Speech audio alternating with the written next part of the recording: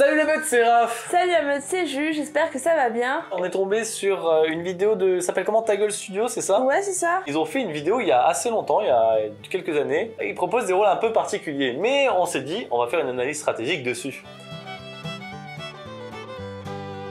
Ils sont un peu ambitieux, ils disent voilà, ce sont le top 10 des rôles qu'on voudrait ajouter au loup-garou tire-ce-lieu. Donc, ils parlent pour nous. Ok, bah on va vérifier ça. On va vérifier. Donc le premier rôle... C'est le pervers.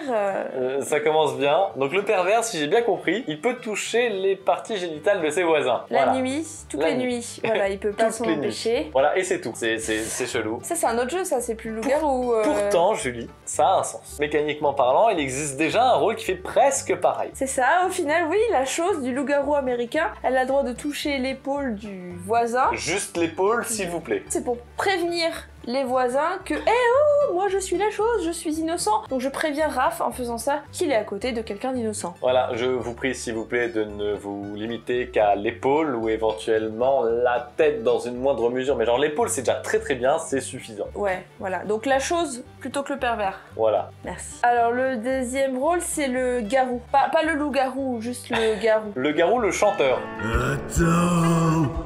Donc au début de la partie il doit désigner sa Céline Dion. Voilà, et ils doivent chanter sous le vent pendant toute la partie. Bien sûr, les gens voudront les tuer au bout d'un moment quoi.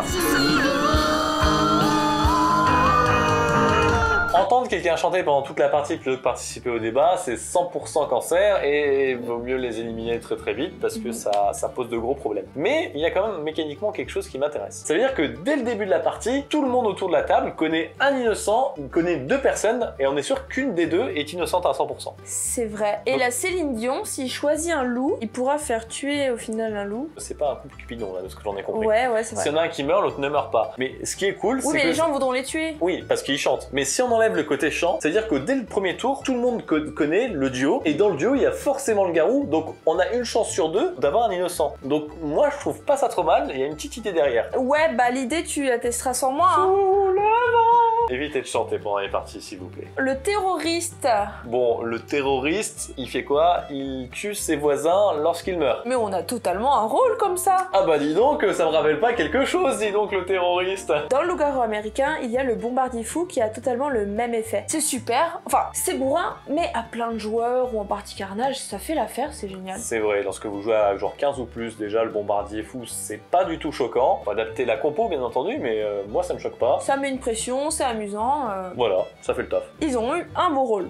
Ils ont eu un rôle normal, yes. Yes. Ensuite, Nous avons le hipster. le hipster. Il fait quoi le hipster? Alors le hipster, en fait, dès qu'un loup est tué, il récupère la fourrure du loup pour l'ajouter à sa barbe. Du coup, il gagne en charisme pour ce tour et ses voix comptent triple. La vidéo ne dit pas si on sait du coup qui est le hipster quand un loup-garou est mort. Je pense pas qu'on le sache. J'imagine que c'est le MJ qui comptabilise. Déjà, quand t'es MJ, il faut être Très à l'aise attentif. avec les chiffres, Ouais, c'est clair. être attentif. Ça peut être un rôle à bonus, genre quand un loup-garou meurt, par exemple, si c'est juste la journée suivante, quand un loup-garou meurt, la journée suivante, son vote compte triple, pourquoi pas? En vrai, Oui, non, mais c'est sympa. c'est juste que le hipster, le coup de la barre, bon, c'est rigolo. En fait, c'est pas une mécanique cassée, tu vois. Enfin, je trouve ça... C'est pas cassé, mais c'est lourd pour le MJ. Si c'est un ordinateur ça. qui gère ça, ça va. Oui. Si c'est un MJ humain, c'est un peu lourd. Oui, c'est vrai, quand, ça rajoute pas grand chose à la partie pour que le MJ s'embête en plus là-dessus. Alors, prochain rôle, le migrant.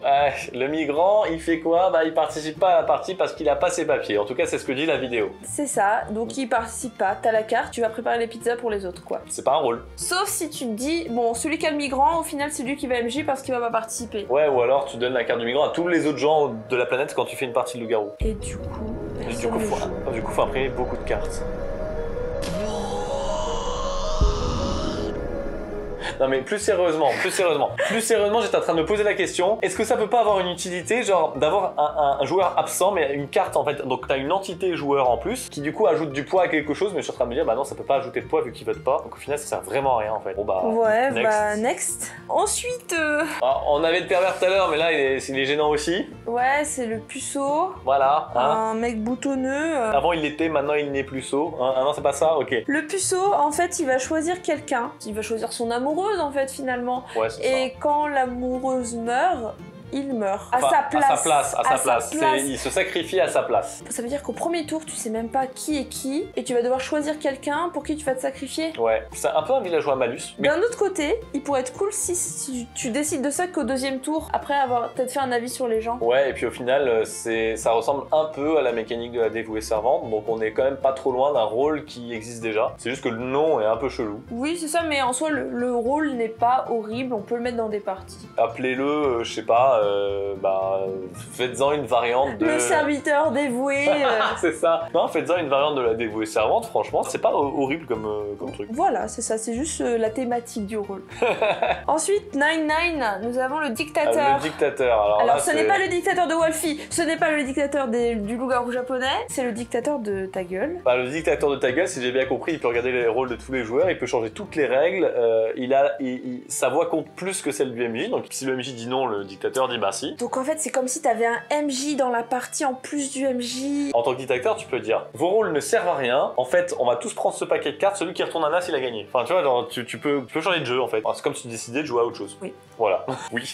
Du coup, le dernier rôle qu'il propose... C'est Jon Snow. Si vous avez pas vu Game of Thrones, bah arrêtez un peu la vidéo là. Jon Snow, à sa mort, en fait, bah on va lui dire qu'il va ressusciter 2 tours plus tard. Bah au final, à part la thématique qui est juste un peu là dans la vidéo pour complètement troller les gens qui veulent pas se faire spoiler, bah... Pourquoi pas? Faut juste qu'il garde les yeux fermés la nuit, donc ça peut être un peu long pour le joueur d'attendre. Mais ça peut être super fort au final. Ah, tu sais que moi j'ai déjà fait un truc du genre, et le joueur quitte la pièce. Et il revient 2 tours plus tard en effet. Oui voilà, ça revient au même en fait au final. C'est ça, Sauf qu'on a dévoilé sa carte. C'est juste qu'il s'appelle pas Jon Snow. Ouais, ok. Et les gens sont déçus.